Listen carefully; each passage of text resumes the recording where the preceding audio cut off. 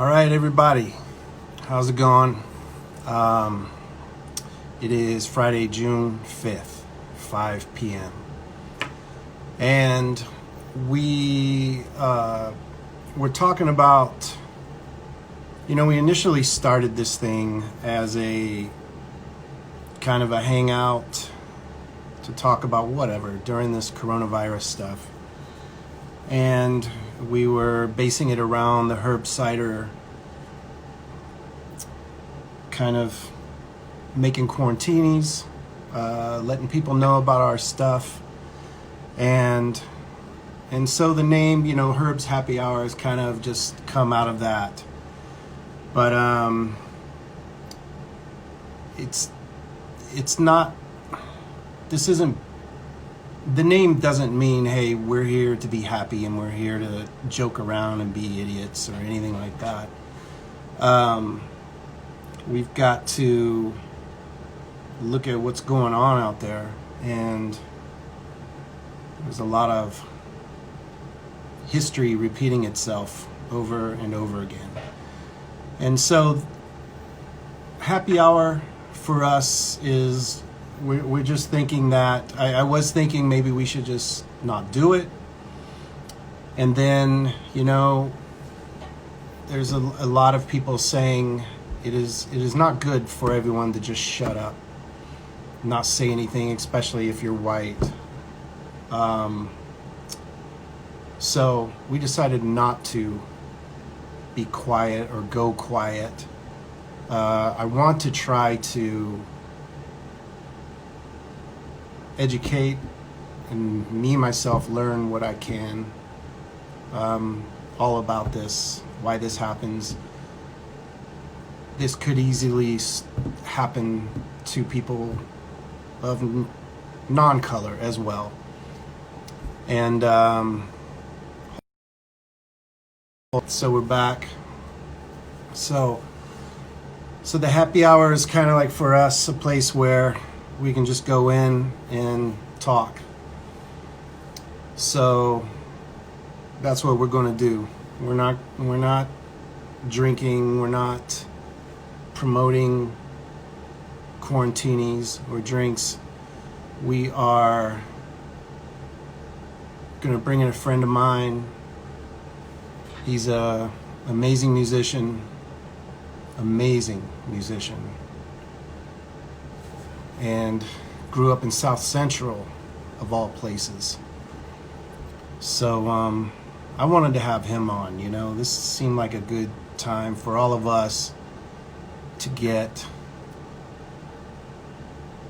different viewpoints on this. And being musicians, we'll see maybe what it's like in the music world, as well as just reality of daily life for a lot of other people. So let me see. He's trying to find us. Yeah, so I see a lot of people joining. Thanks for coming out. And it's a crazy time right now.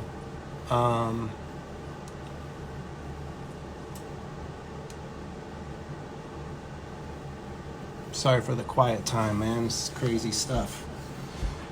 Doing a lot of following, checking stuff out. A lot of times I'm not exposed to a lot of this stuff that's going on. So,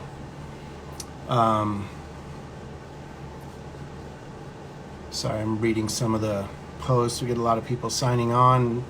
Maybe we got some people, other parts of the world, joining right now. Yes, shocking times I'm seeing, that's for sure. But the interesting thing is, hold on, let me tell Norwood where to find us here. I had to tell Norwood where to get on here. He's looking for us. So yeah, Norwood, bass player for Fishbone. I remember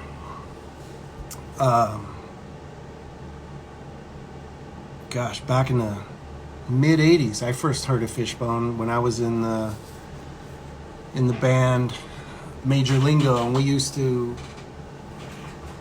Tony, the guitar player, he used to make these tapes for, before the show, during the show, and after. And we always had Fishbone on there. And this is the, mid 80s. And I'm just kind of starting with my professional career, and I looked up to them, and their albums were so cool. They had reggae, ska, rock, just incredible music. And their famous one, all you guys should check out, is one of the big ones that got me into them was when they redid Freddie's Dead. And here, let me bring up, I've got the info here. They redid that song and it was amazing. And oh, there he is, Woody Woodstraw. All right, hold on, shoot, come on. Hey, Norwood, you're there. You guys, wait, here, I'm gonna add you. Let me bring you in. Where you at? Okay, I'm bringing Norwood on here. I gotta scroll through all the names. It's not showing up. Hey, Norwood, go ahead and send me a thing down at the bottom of requests, and then I can bring you in. So anyways, I'm going to bring Norwood on here. He lives down in LA. He's from South Central. And like I was saying, amazing bass player. First heard them when my career was starting. They were already out doing it. And so, oh, here he is. Oh, wait, he joined. Is he sending me a thing? Come on, man. Is that how? No. There he is. All right, here he comes, guys. Let's bring him on, and I can talk with him, tell him how cool he is. Is he coming?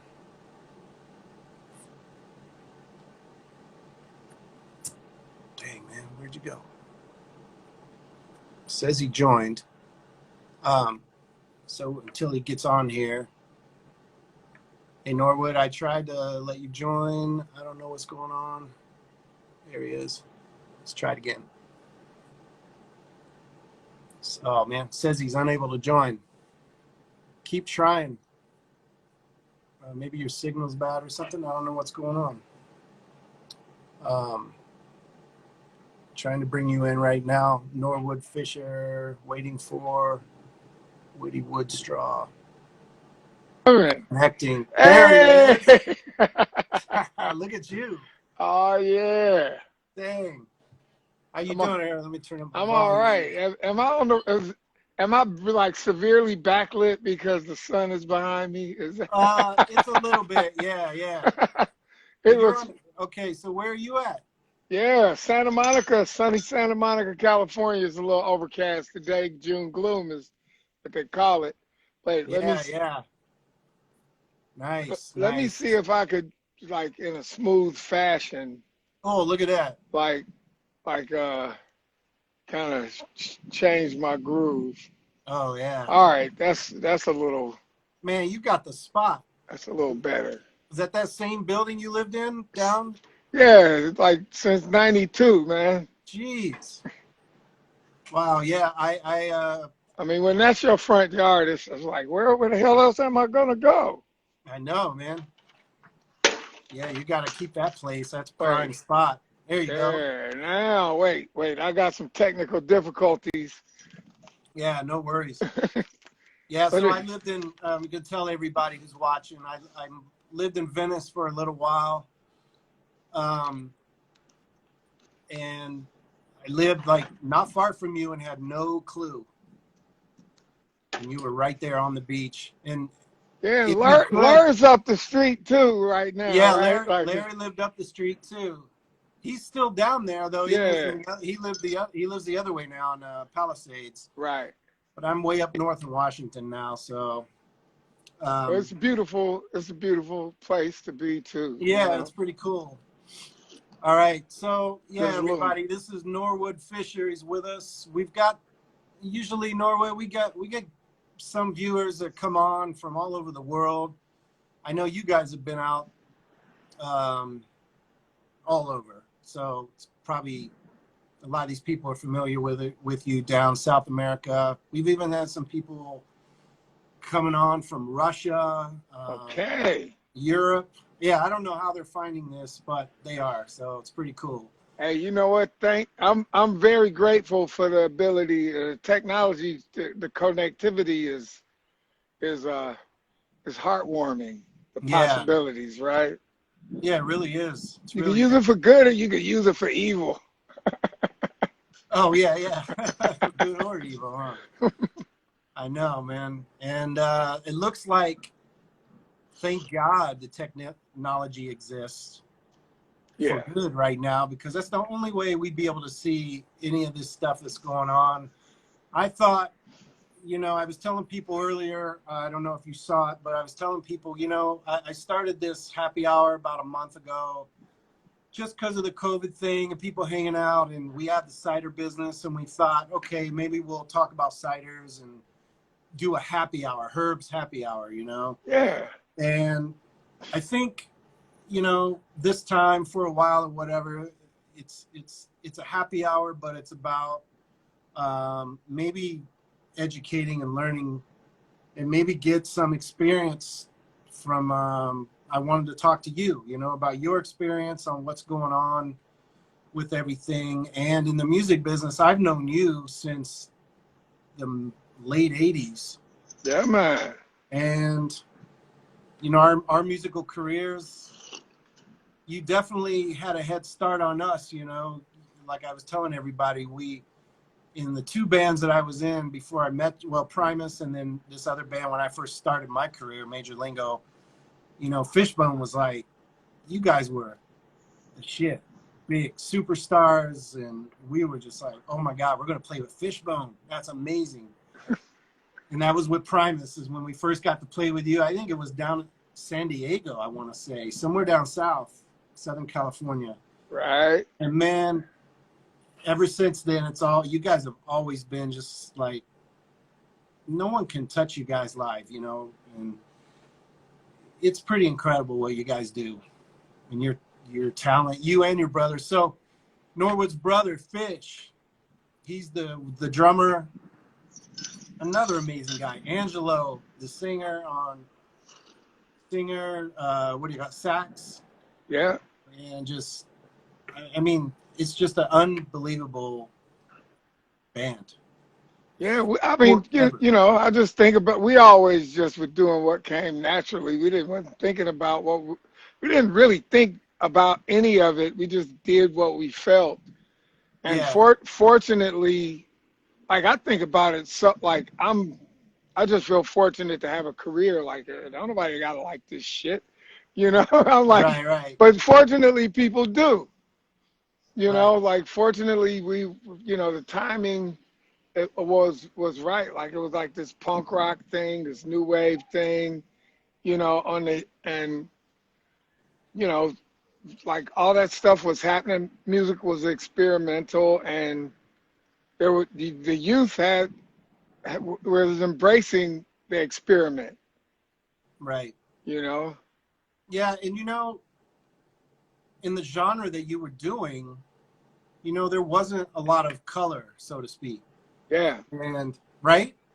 exactly, yeah, And how okay, I was kind of doing a little research, looking up things, and you and Fish, did you grow up in South Central? yeah, yeah. So It was all hood. dang man, how for those of us who maybe we have our preconceived notions about what it's like to live in South Central. How do you and your brother get on bass and drums and start rocking? And I mean, Yeah, I mean that was like it. So really, it all starts with the absence of boundaries, right? Like you're just a fucking little kid just with dreams, you right, know? And we're just fortunate that, like, I asked for a guitar at age 6 for Christmas and got it. My brother asked for a Wow. snare drum, you know, Right. and 2 years later, at 8 years old, I asked for a weight set for Christmas. Right. On Christmas Day, my older cousin Bud came over. He he looked at the weight set. He looked at me. He said, "You ain't gonna play that. You ain't gonna lift them weights. I'll make you a deal." He probably saved my life, right? Like, really, because I could have started lifting weights at age 8. Been like Right. kind of Toughen up. diesel. Yeah. Yeah, been like diesel by the time I was 12 or something. You know, and then I might have looked like a good soldier in the streets. Right. That's when Right. the gang taps you. Like, oh Right. yeah, like what you doing? Come and hang Right. with us, you know? Right. And that shit does look fun, like, but anyway, I had something better to do because my cousin Bud came over and he was like, he actually Christmas Day, I'll make you a deal. You give me that weight set, I'll give you my bass, I'll throw in my amp and the speaker, which was like a PV Mark 4 or something, and a 215 cabinet. I'm an 8-year-old kid, right? Right. and and he's like, I'll throw in my rock record collection. And me and my brother, we was already open to rock music, Wow. right? Our father liked rock music. Oh, really? Yeah, he was like, and our cousins, they like Jimi Hendrix, they like Iron Butterfly, so he gave me this record collection. He said, I'm not listening to rock anymore, I'm listening to only jazz. So I got this record collection that had In-A-Gadda-Da-Vida in it, Oh, that yeah. had, it had some Jefferson Airplane, it had the Woodstock 2 album, with Nice. it had it actually had Axis Bold as Love, the first posthumous Jimi Hendrix album, A Cry of Love, which is one of my favorite things. And uh, uh, and a band of gypsies, uh, probably some other Jimi Hendrix too. It had Graham Central Station's first album, Right. Right. Larry which, Graham. Right. yeah, like, what else do you need? Yeah. That's Les's big influence with Larry Yeah, Graham. exactly. You know,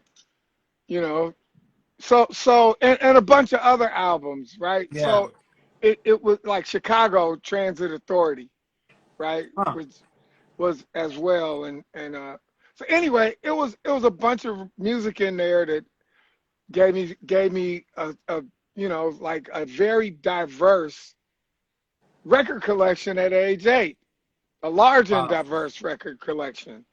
Wow. That same cousin Bud, we would like he went to Stanislaus University, I believe is college, Stanislaus College. So we Mhm. go to Turlock, California, visiting for 2 summers. In Turlock. Whoa. Yes, There ain't two nothing there. exactly 2 summers in Turlock, and on those summers he turned us on to jazz.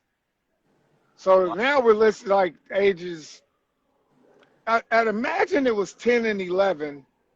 Um, and we're listen now. He's got us listening to like Return to Forever, Lenny White and the Astral Pirates, John Luke Ponty. You Wow. know, like so we as young aspiring musicians, this was like filling our head with something. We listened to jazz radio, so we were hearing like like the Straight Ahead and Big Band, and he had some of that in his collection too. Um, so that really kind of got us aspiring toward this greatness, Right. as musicians beyond whatever we thought was possible.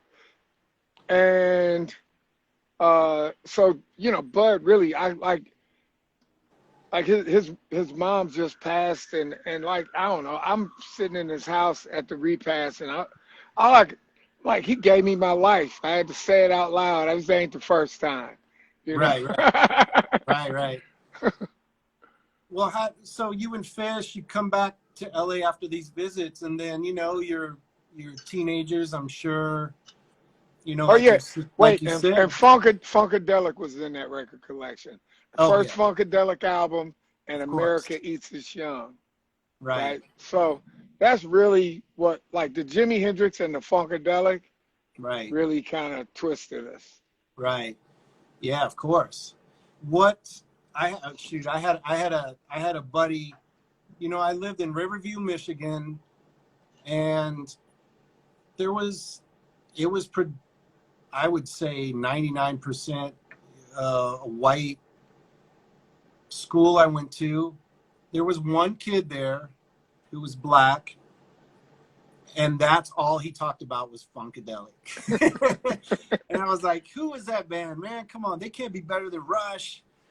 you know. So that was my first hearing of Funkadelic was from him, but I never got onto it till later. But what it just maybe even for me, man, and the viewers. I mean, you're teenage. Are you a teenager in South Central at that time? Like I was a preteen. Like I was not a teenager yet. And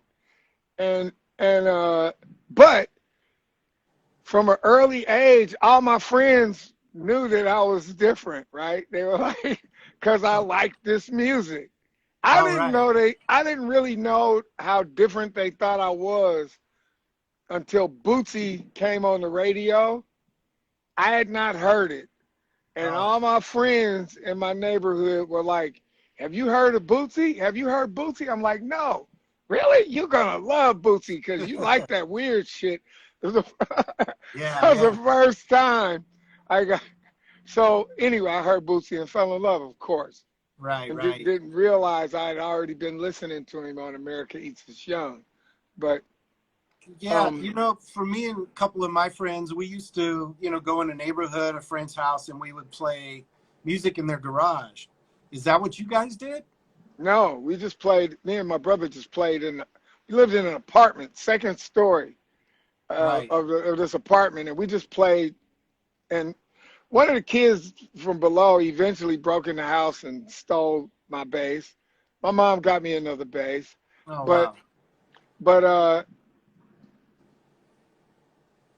later on, like, so it was like when we moved from that neighborhood, we moved to the west side.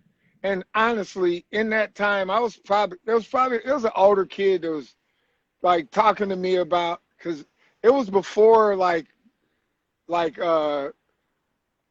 red rags and blue rags, right? It was before that? It was before that, and it was like the black hats and the brown hats, right? Right. Black hats, brown hats, maybe the style of hats.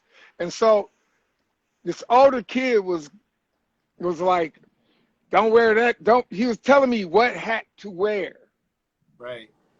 and he was probably grooming me for potential, like, yeah, let's ride. Which, Right. and we moved out of the neighborhood. And that's what you got out then?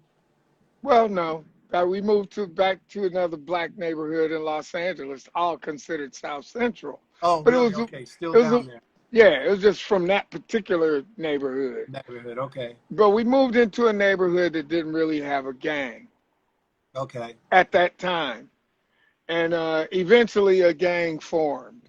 I Right. watched it form. The guys were all my friends. Right. I know them all. Because at this time, um, this is where all original Fishbone would come together in Woodland Hills. We got Bust to the Valley, and all those guys that became the gang in my neighborhood, they all were Bust as well. Most Right. of them were a grade below me.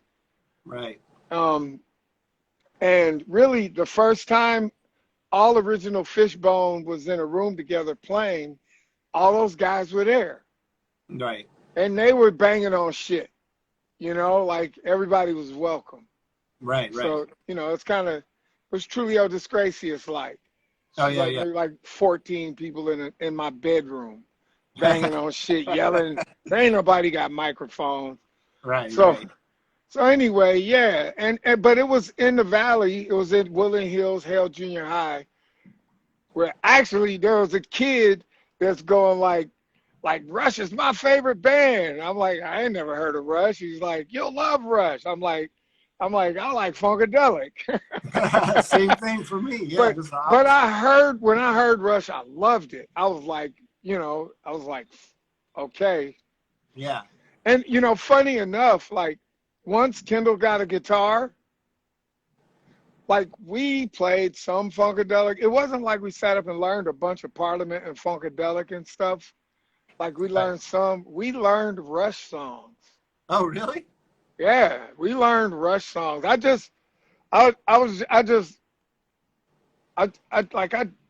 for some reason I don't I got a lot of music in my head. I don't download everything.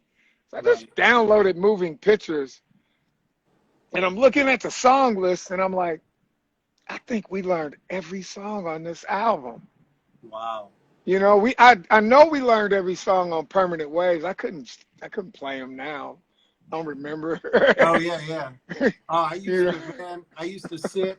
I would learn every single note on a turntable, and I would grab the turntable, slow it down, and just let it move fast enough so I could figure out all those little notes he was doing. Yeah. I mean, that's all I did. Yeah. That's all I did. So yeah, Rush too, man. That's crazy. Yeah, yeah. So yeah, you know, that's we bond beyond what we know sometimes. I But know, huh? yeah, that's me, Kendall, and Fish just went deep into Rush.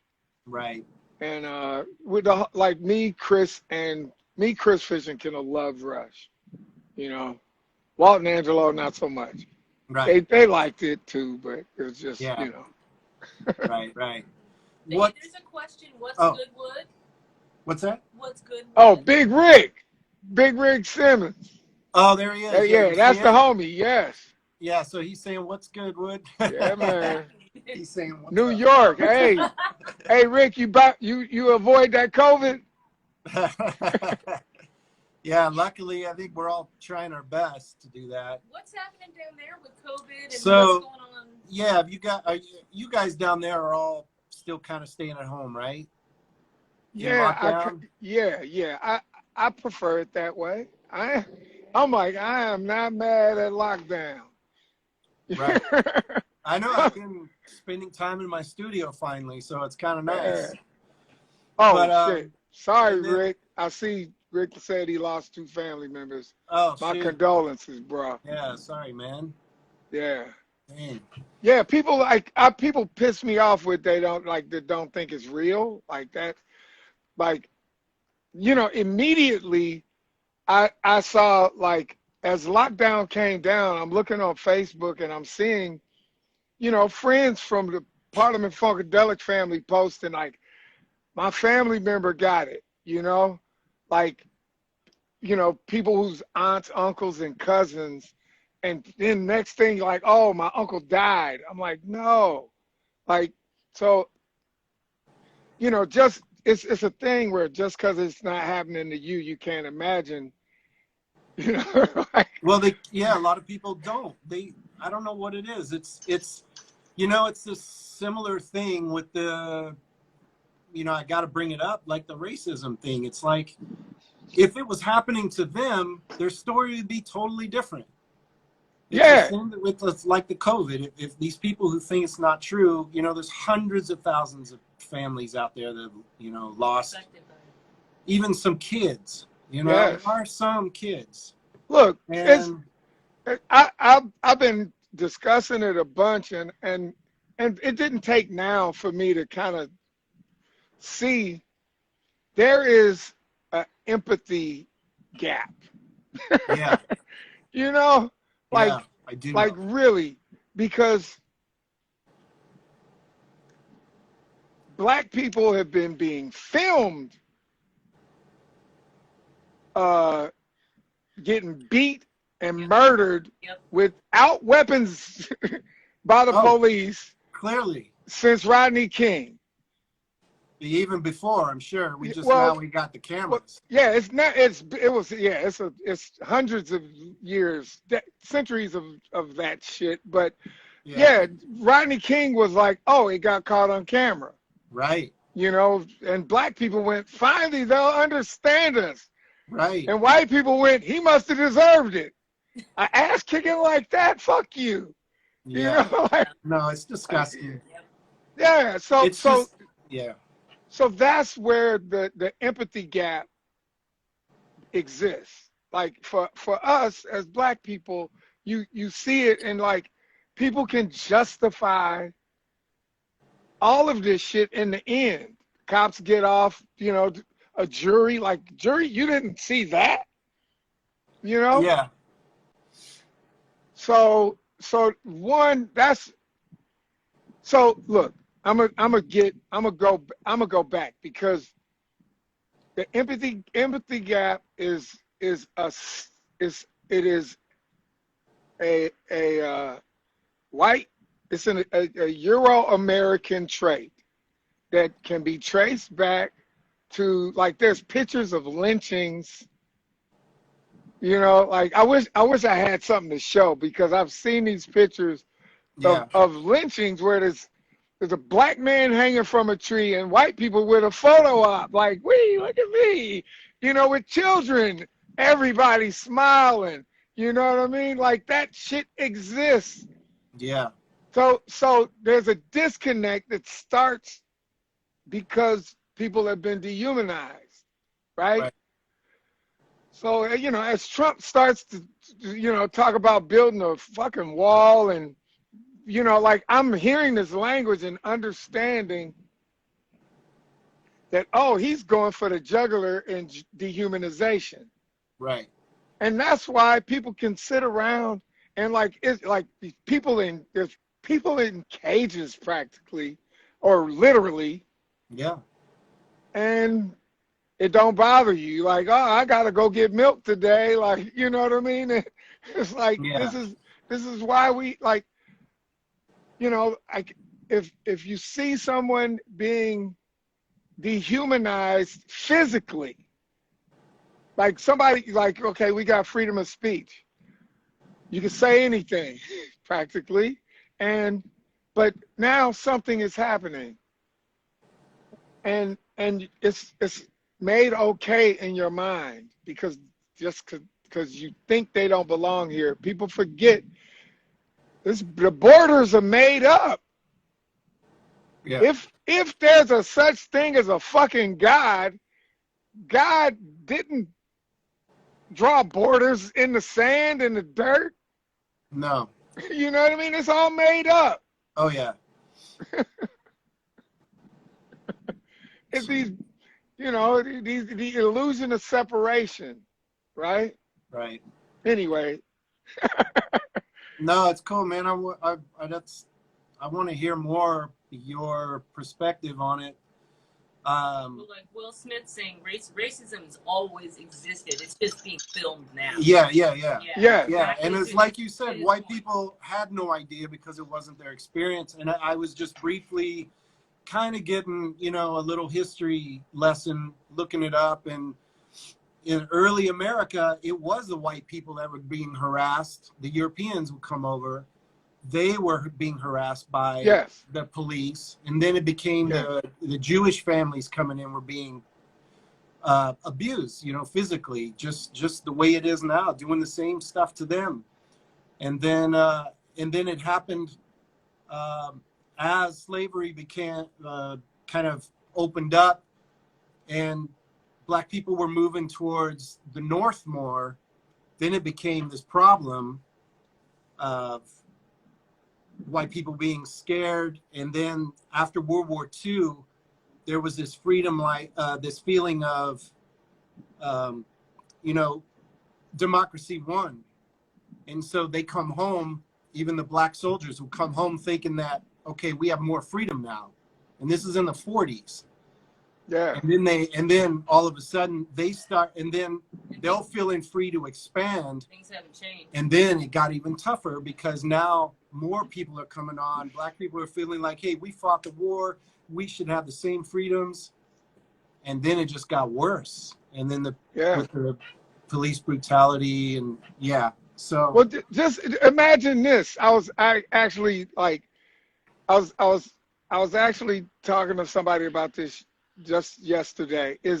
Okay, so there's this slavery thing, and it's atrocious. One of the worst things, human crimes in history.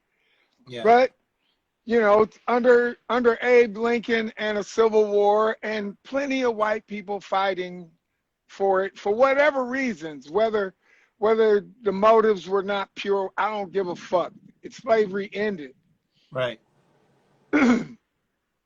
So now all these slaves come off these plantations and they need work.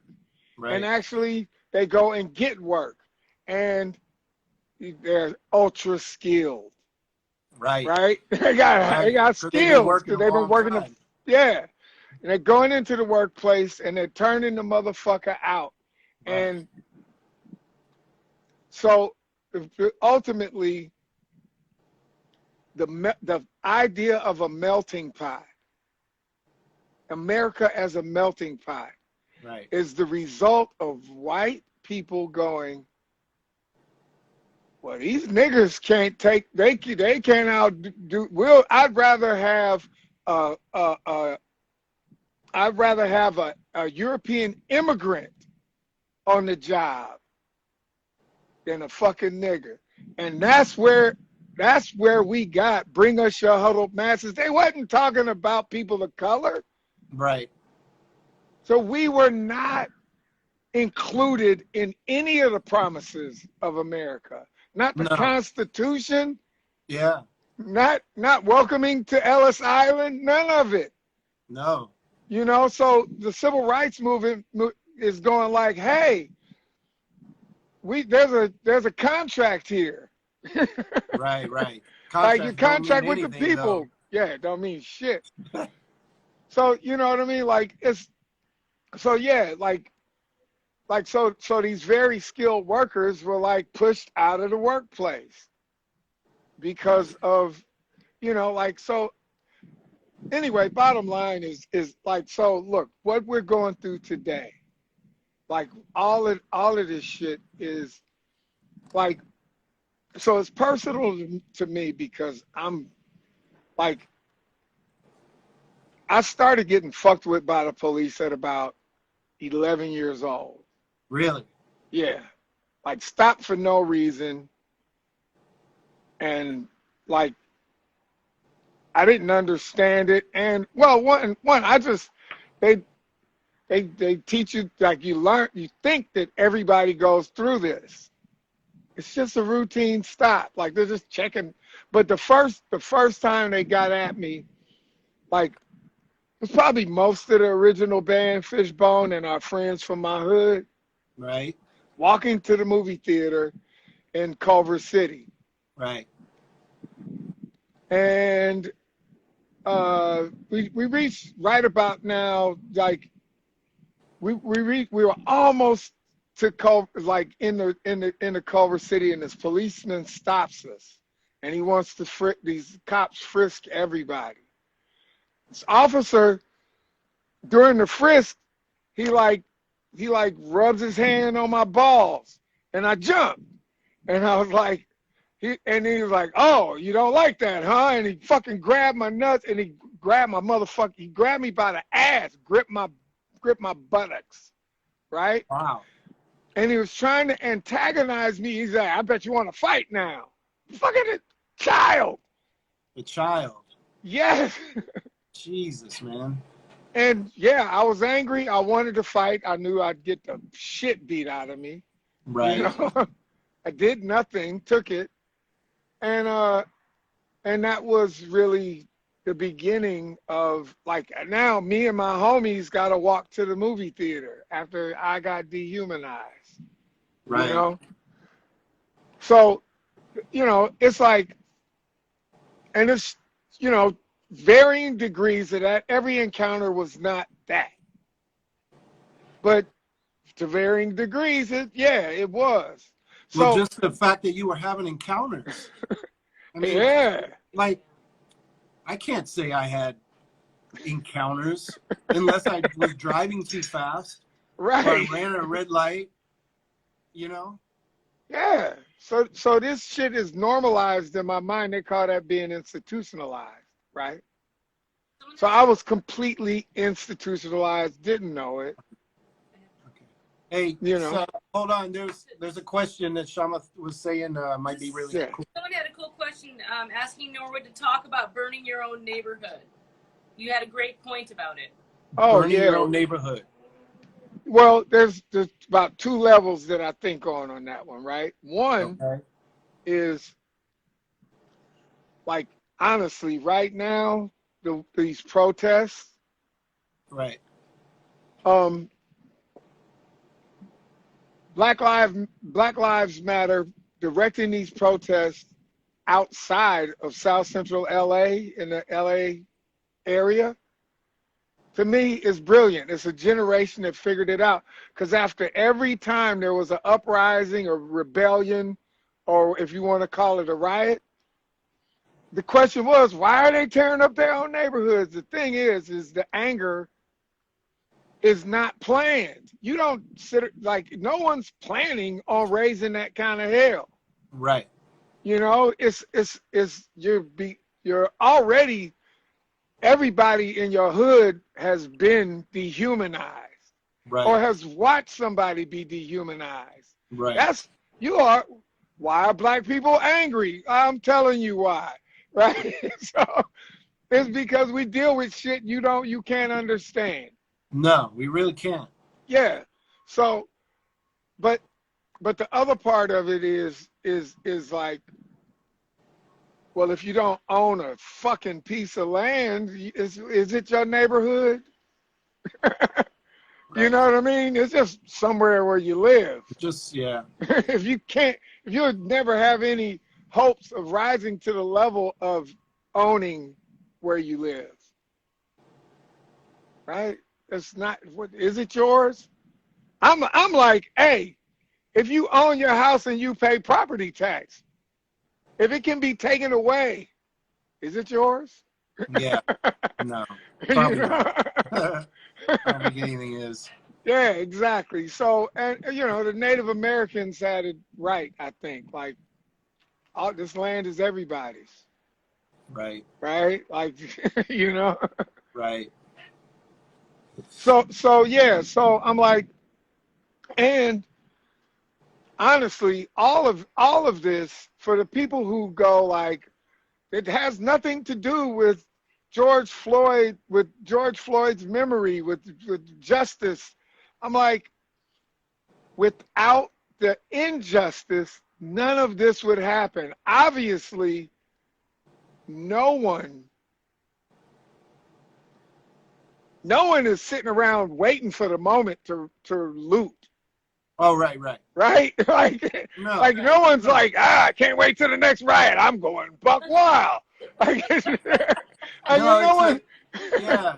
It's a weird thing. I was thinking about it, and I'm watching the people who are filming that, and the one cop comes over and stands between them and George Floyd, you know, on the ground, and they're yelling at him, and I kept thinking, like, if one of those guys had tried to go in there, they probably would have done something to that guy. And in a way, it seems like these things have to the fact that something happens like this is getting the change to happen, or at least the legal and the police change to happen. I'm not sure that people would understand it because this happened exact same thing July 15th, 2014. Exactly. The exact same thing in New York, broad daylight, Yes. filmed, and Eric Garner was saying the same thing. I can't breathe. Yeah. And then he ends up dead. And that's then they said chokeholds are supposed to be illegal in 1993, and here's this guy's doing it. That wasn't considered. And no one. one. Yeah, he was using his knee, right? No, this was a chokehold. Yeah, but so he was using his knee. But but in New York, Yeah. that's illegal. But Yeah. the cop could do it. And so, I guess I'm just saying, it's like, it's just screwed up. And when these things happen, hopefully it gets us closer so that it never does happen again, you know? Yeah. Opportunities on social or. And now, with social media and Yeah. and everyone doing this, But are you? But let me just say something. What speaks to the core Mhm. of like the empathy gap and even some other psychological shit, right? Is like, one, I did not want to see that video, right? Right. Like I know. I procrastinated. I was like, oh, okay. I had other friends that were like, I can't watch it. And then one day I just sat the fuck down to watch it. And it's the indifference on that officer's face, having his knee on his neck like that. It is like he could have been making popcorn over this stove.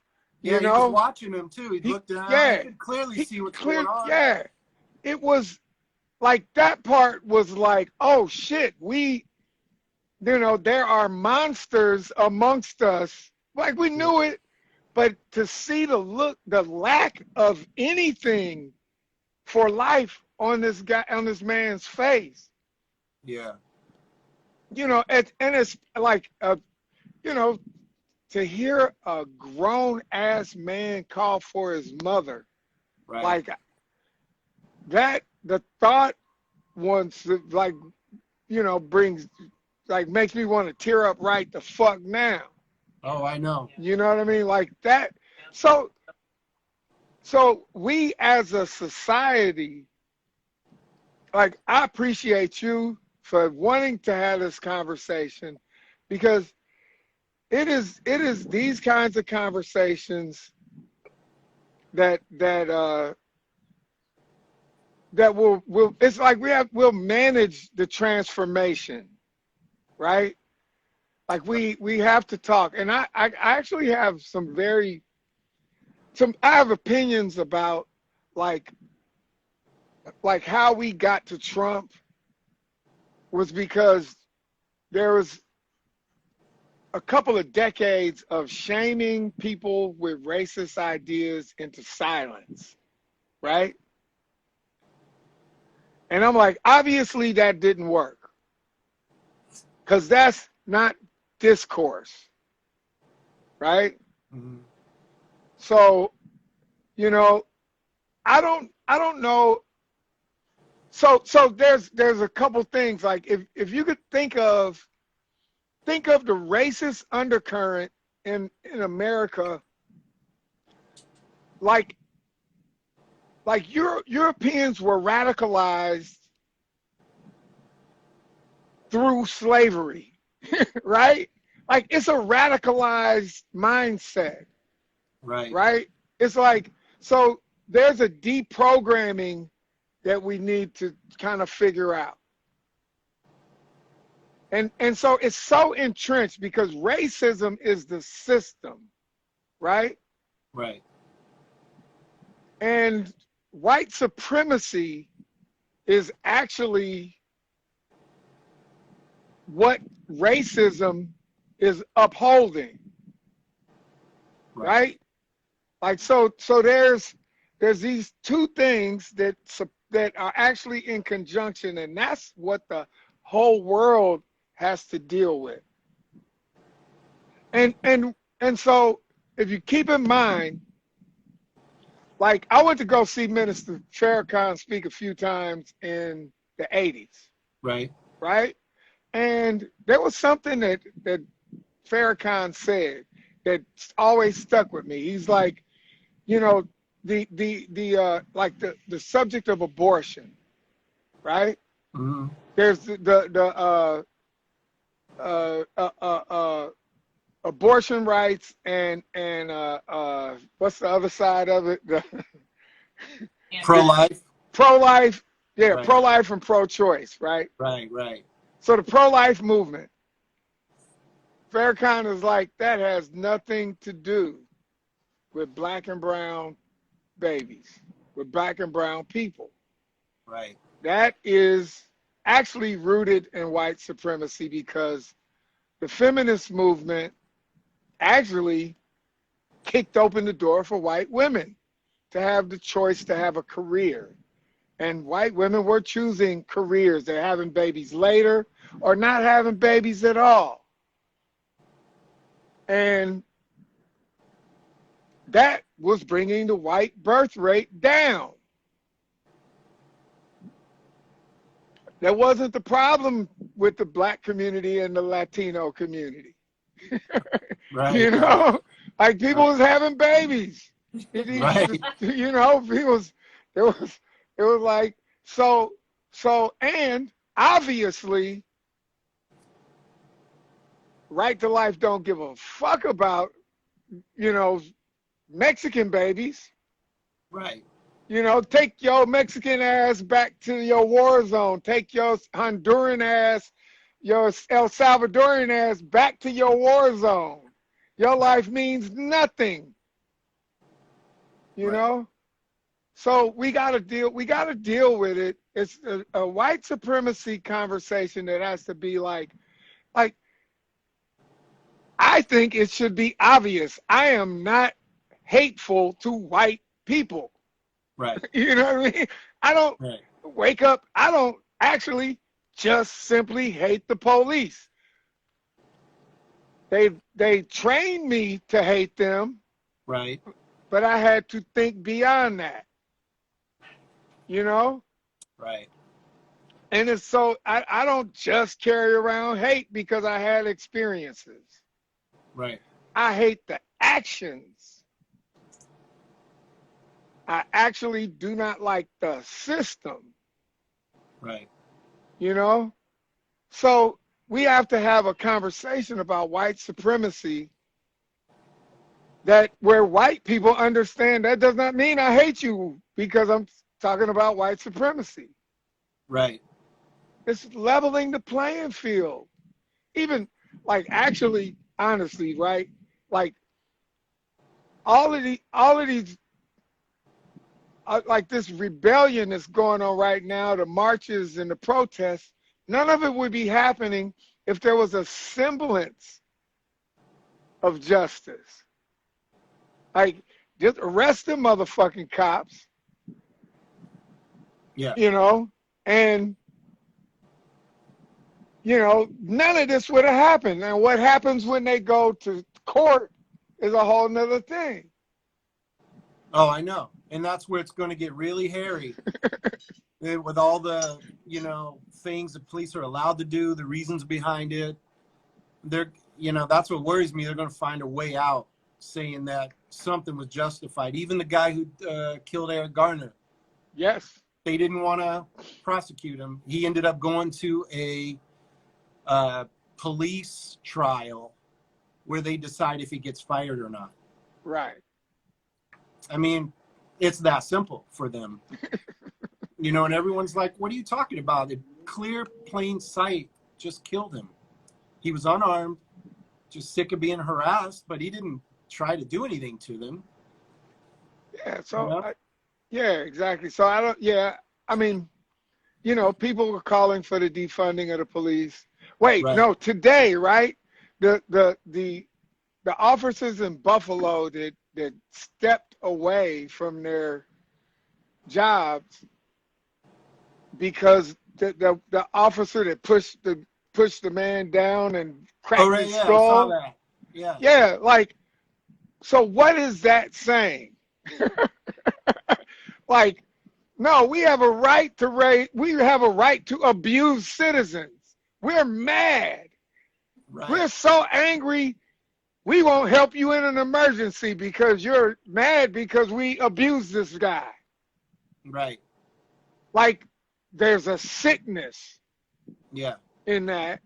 And so I'm like, I'm not glad that happened to that man, that human being. But it took his pain to illuminate us to this sickness, and it needs to be spoken about as a sickness. Yeah. You know? The NAACP town hall meeting the other night, they called it a virus. This is the real virus. The real virus. Coronavirus. And it spreads real easily. Yeah. Yeah. And it's been around for a lot longer than Corona. Yeah. And that's, I mean, I remember, like Shama, you were saying, as you were a kid, she's half Pakistani. She would get called names. Oh, yeah. Just same stuff. It's same all the same. stuff. Just, all the same. Yeah, for no reason. So, yeah, it's a crazy disease. And it's not like you had to have experiences with the police to hate them. But yet, I guarantee in a whole different category, right? I'm just saying he talked about hating, like he doesn't wake up and hate these people. Like he had a bad experience with cops, and it's like, well, now he has a reason to kind of question and be mad. A lot of these people who hate, they're not out experiencing all this bad stuff with black people that they're like, hey, I just can't take this anymore, you know? That ain't happening. It's grown, it's born, it's taught to them, and it's... But people and their beliefs are not the problem. Right. The system based on hate and inequality as a whole is the problem. Yeah, absolutely that. Right. Absolutely that. But, you know, the system... Go ahead, the system?